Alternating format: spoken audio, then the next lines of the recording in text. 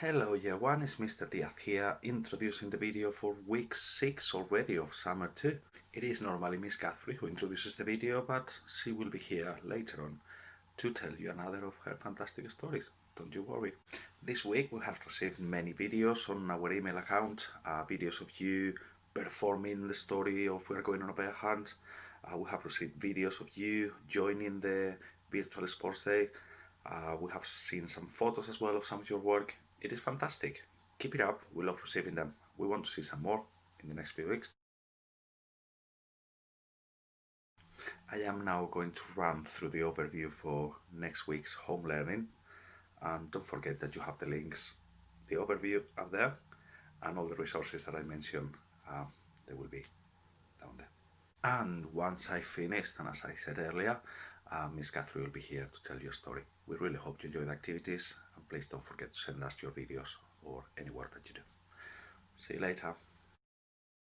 We hope you enjoy listening and acting the story of We're Going on a Bear Hunt. This week we're going to carry on doing some work with it, but slightly different. Do you remember running away from the bear when you felt scared? Now, did you know that the bear wasn't actually chasing you in a bad way? He's a friendly one. He wanted to be your friend. We have received a letter from him. Can you read it? He doesn't sound as scary. He's in fact inviting you to stay with him for a couple of nights camping in the woods. Have you ever gone camping? You must reply to Mr. Bear's letter accepting his invitation. There is a template providing the resources. Don't forget to write the date, don't forget to write the greeting and saying thank you for his kind invitation. You are going to join him on a camping trip. When you go camping, there is a list of essentials that you must take with you. You need a tent, you need a sleeping bag, you may want a hob to cook and to prepare some hot food. You will need a torch. Can you write them as a list, the list of equipment that you must take with you? There is also an extra activity that you can do. After being on camping, you can write about the experience itself. Did you enjoy it? Is that something you would like to do again? We have also included an episode of Peppa Pig and her family's camping experience. We hope you enjoyed. For geography and talking about bears, do you know where in the world you could find them? There are actually many types of bears and you can find them in all different continents around the world. This is more a revision of your knowledge of continents, but there is an information sheet about bears and we want you to match them to the correct continent where they live. And also on the topic of camping, we have included a science activity. When you're asleep in a camping tent in the middle of the woods, perhaps you could hear some animals that you wouldn't hear during the day.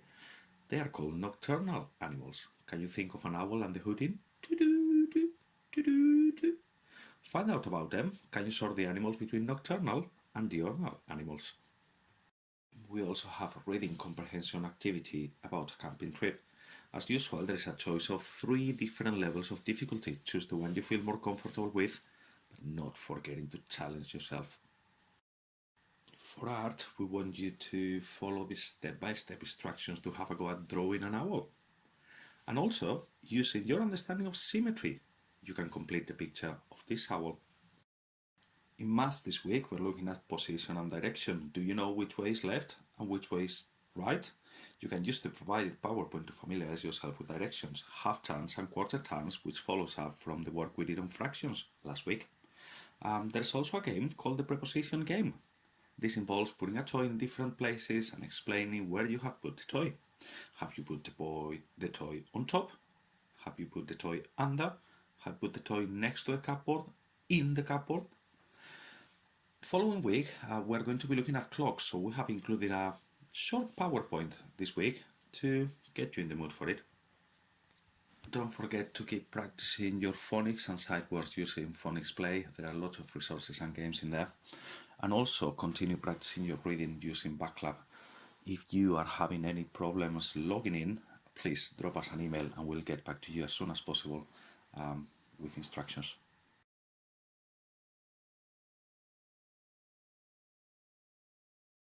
Together we're going to read a story, and this story is called A Helping Hand. Once there was a little boy whose name was Little Heidi. He loved his mummy very much, and he really loved his daddy. One sunny day in April, he was on his way to school. He saw a little green frog, who he thought was really cool. The little frog sat sadly on the pavement by the road, and lovely little Heidi didn't think that very bold. The road was very dangerous, so Heidi had to beware, to stay on the pavement and from the road keep clear. Then he picked up the frog which he carried in his hands. He held it very gently, hoping it understands that all that Heidi wanted was to put it somewhere safe, away from all the cars that could squash it in its place. Eventually little Heidi got to a bushy park, and by a safe secluded pond, the frog hopped into the dark. Before it went away, it seemed to give Heidi a wink. "Did I imagine that?" thought Heidi, as he rubbed his eyes and blinked. After a little while, when he was sure the frog was safe, he continued on his way to school before he was too late. Heidi was very excited. Today was his school trip. He looked forward to it every day, since his mummy had signed the slip. The coach was outside school, and the children took their seats. They were going to the woods to find some mini beasts. They sang some happy songs as the school coach pulled away, and when they finally got there, with their group they had to stay. So Heidi, Ashley, Joe and Lauren and their TA Mrs. Lees went to search for mini beasts in the bushes and the trees. He found a pretty ladybird, followed a butterfly in the breeze, and stopped to watch a caterpillar which was munching on some trees. As Heidi looked up excitedly to tell his friends what he'd found, he started to feel panic when he saw no one around. He hadn't even noticed that he'd strayed from his group. How will he ever find them again? What was he now to do? As Heidi sat there sadly, on a rock he saw a frog. It started hopping through the trees, so after it he jogged. Eventually they came to a clearing through the trees, and there he saw his friend and teacher, and even Mrs. Lees. They were relieved to see him. They gave him a big hug, and then they talked excitedly about their favourite bug. He turned away to find that his new friend, the little frog, who sat and watched impatiently when its frog friends were on the log. He smiled at the frog, and it gave a clear wink. Then it disappeared into the woods, as Heidi started to think. Could it really be the same frog I'd found today? Did it help me find my teacher and friends by showing me the way? The thought of the possibility brought a smile upon his face. Friendship is such a lovely thing that nothing could replace. Well, that was a beautiful story about helping each other. And so if you ever see one of your friends or anybody who are upset, who are hurt, who need some help, go over to them, ask them how they are, ask them how they're feeling, and maybe you could help them too. So we hope that you've enjoyed the story, and if there are any questions that you want to ask about the activities, send us emails. We'd love to see more pictures, more videos. We look forward to hearing from you.